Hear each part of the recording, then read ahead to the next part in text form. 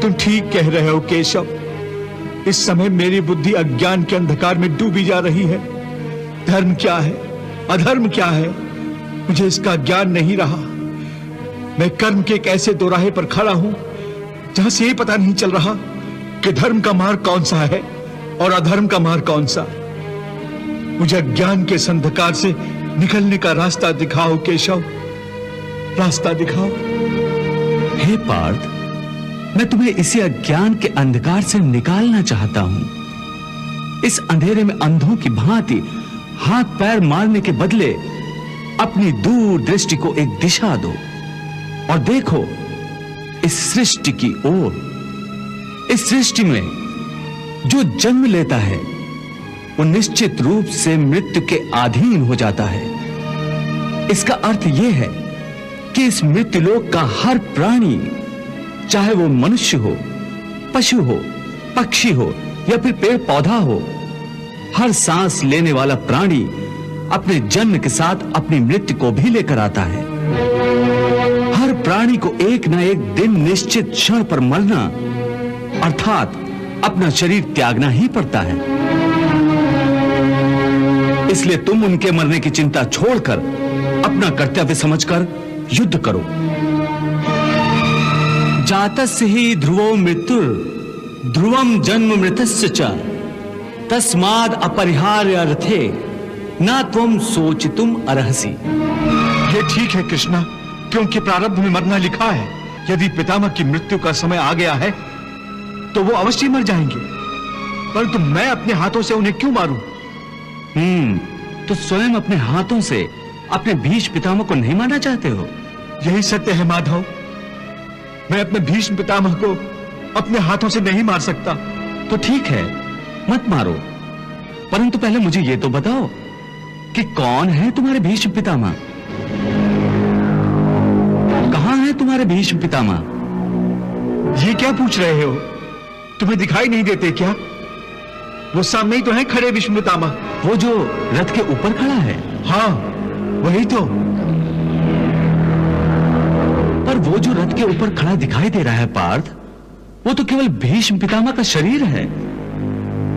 मैं पूछता हूं असली भीष्म पितामह कौन है, कहां है? हे कृष्णा, तुम्हारी बात मेरी समझ में नहीं आ रही है। वो जो दिख रहा है वो भीष्म पितामह नहीं है, केवल शरीर है। इसका अर्थ है कि भीष्म पितामह कोई और है। अवश्य, यही तुम्हें समझा रहा हूं मैं। देखो ध्यान से, देखो उस शरीर में जो प्रकाश है जिसे आत्मा कहते हैं, मैं तुम्हें दिव्य चक्षु प्रदान करता हूं।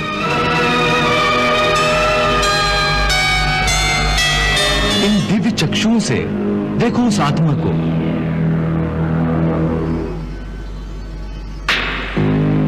जो शरीर के अंदर आत्मा है, जो प्रकाश है, वही है असली भीष्म पितामह।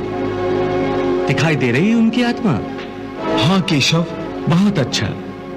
अब देखो, यदि मैं अपने सुदर्शन चक्र से भीष्म पितामह का शरीर काट दूं तो केवल उनका शरीर मरेगा, परंतु उनकी आत्मा का प्रकाश नहीं बुझेगा। देखो, मैं तुम्हारे इन दिव्य चक्षुओं को यह दृश्य सजीव करके दिखाता हूं।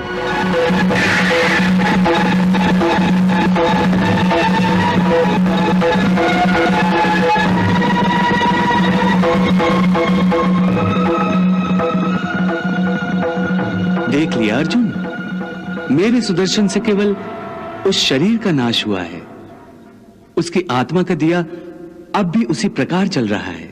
हे कौन्ते, इस परम सत्य को अच्छी तरह समझ लो कि विश्व में केवल शरीर नाशवान है, किंतु आत्मा अविनाशी है।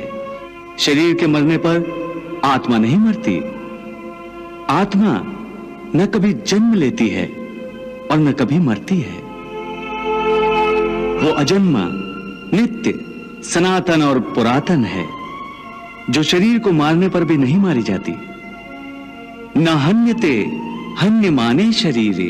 केशव, तुम्हारी बातें मेरी बुद्धि को भ्रम में डाल रही हैं। तुम दो बातें एक साथ कह रहे हो जो परस्पर विरोधी हैं। तुम कहते हो कि शरीर मर जाता है, परंतु शरीर का एक हिस्सा जिसे आत्मा कहते हैं वो नहीं मरता। नहीं अर्जुन, मैंने आत्मा को शरीर का एक हिस्सा नहीं कहा।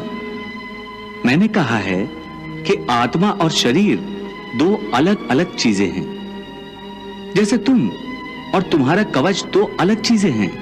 तुम्हारे कवच के दो टुकड़े हो जाएं तो उसका यह अर्थ नहीं होता कि अर्जुन के दो टुकड़े हो गए। जिस प्रकार तुम और तुम्हारा कवच दो अलग अलग वस्तुएं हैं, या तुम और तुम्हारा यह रथ दो अलग अलग वस्तुएं हैं, उसी प्रकार मनुष्य का शरीर और उसकी आत्मा दो अलग अलग वस्तुएं हैं। यूं समझ लो कि जिस रथ में अर्जुन बैठा है वो रथ अर्जुन नहीं है।